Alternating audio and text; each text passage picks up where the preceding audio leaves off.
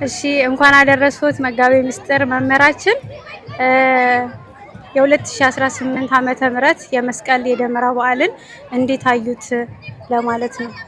አሜን። እንኳን ለበዓለ መስቀሉ በሰላምና በጤና አደረሰን አደረሳችሁ።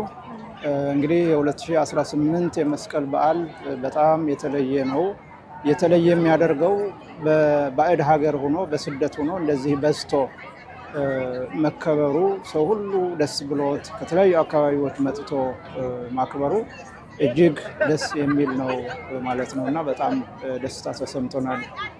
እሺ እግዚአብሔር ይስጥልን መምህር። ያው በዚሁ እንኳን አደረሰው ማለት የሚፈልጉ ሰው ለመላው ህዝበ ክርስቲያንም እንኳን አደረሰው ይበሉልን።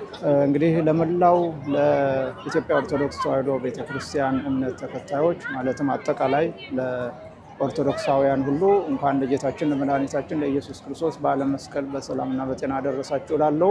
እንግዲህ መስቀል ስናከብር መስቀል አርማችን ነው፣ መስቀል ኃይላችን ነው፣ መስቀል እኛ የዳንበት ነው ማለት ነው። ስለዚህ መስቀል ዲያብሎስ የተሸነፈበት እኛ ደግሞ ያሸነፍንበት ነው በኢየሱስ ክርስቶስ ኃይል ማለት ነው። ስለዚህ መስቀልን ስናከብር ሰላምን እያሰብን ፍቅርን እያሰብን አንድነትን እያሰብን ነው ማክበር ያለብን።